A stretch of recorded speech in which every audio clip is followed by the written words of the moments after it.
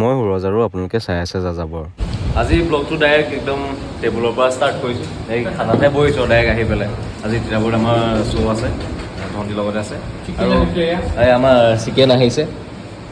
ধুনীয়া টাইমত ষ্টাৰ্ট কৰিছোঁ ব্লগটো। আৰু আমাৰ এজনে ভাতৰ লগত ষ্টিং খাইছে, ষ্টিঙৰ প্ৰমোশ্যন কৰিছে। এই আমাৰ ব্ৰেণ্ড এম্বেচাডৰ ষ্টিঙৰ। গতিকে চাওঁ কেনেকুৱা হ'ব, প্ৰগ্ৰেমটো ভালেই হ'ব। আৰু আগৰ পৰা ষ্টাৰ্ট কৰিবলৈ আজি অকণমান লৰালৰি আছিলোঁ, তাতে গাড়ী চলাই আছোঁ।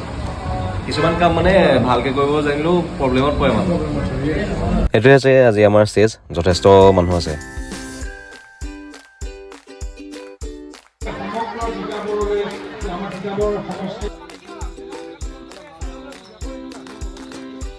আৰু আহি আমাৰ মাধুৰ্যই চাইকেল দোকানখন মেলা আৰম্ভ কৰিলে।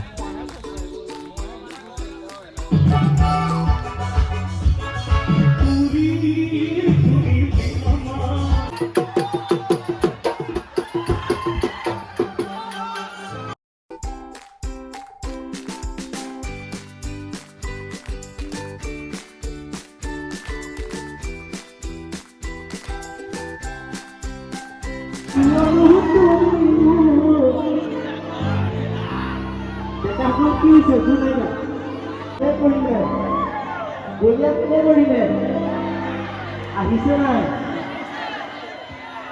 আমাক কিন্তু ৰাতি লৈ আহিছে দেই কিয়নো তুমি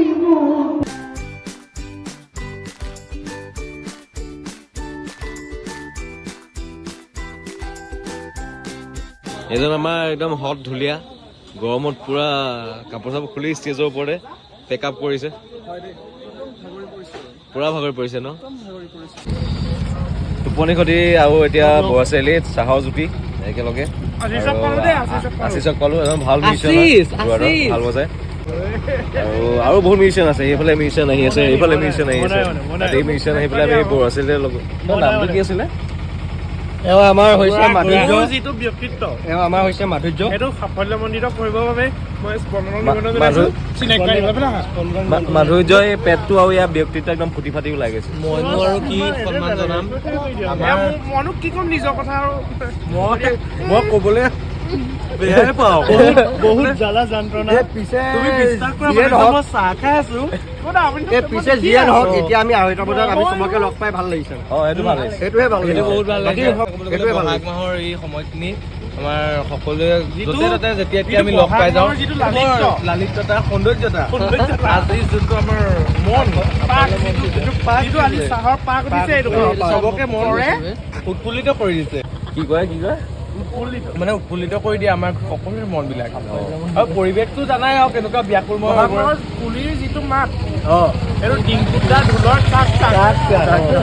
আৰু এটা কথা, মই কওঁ যে মিউজিচিয়ানৰ পেট আৰু প্ৰতিভা কেতিয়াও লুকাই নহয়। প্ৰতিজনৰে চাওঁ এই পেটবোৰ লুকাই দিব নালাগে, পেটবোৰ লুকাব লুকাই দিব নালাগে। পেট আৰু প্ৰতিভা প্ৰতিজন মিউজিচিয়ানৰ লুকাই।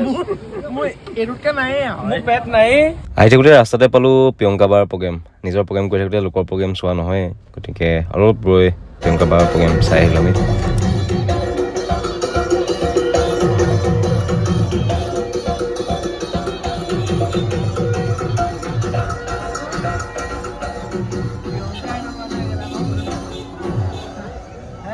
এতিয়া বাজিলে 3টা আৰু আমাৰ ভালকৈ বাঁহ পৰিছে আজি এইবাৰ। কি প্ৰব্লেম হৈছে নাজানো, এতিয়া ৰাস্তাতে গাড়ী বেয়া হ'ল, ঠিক কৰিবলৈ চাই হয়নে নহয় নাজানো।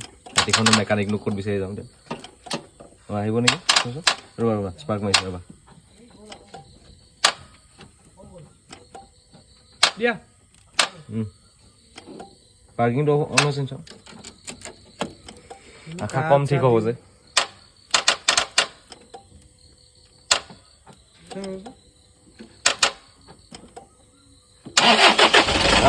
হৈ গ'ল একেবাৰতে ঘৰতে ৰখামগৈ আৰু এতিয়া।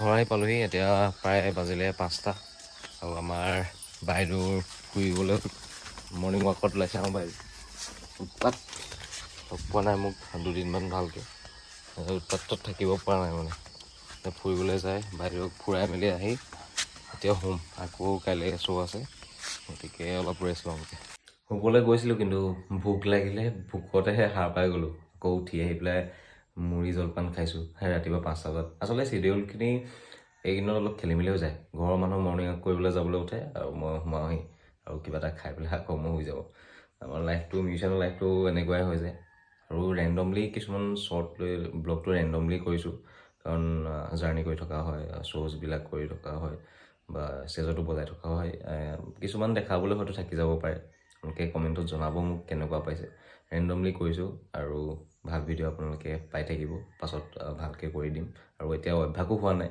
এনেকৈ ব্লগ কৰা গতিকে চেষ্টা কৰিছোঁ চাবচোন বাৰু ব্লগবিলাক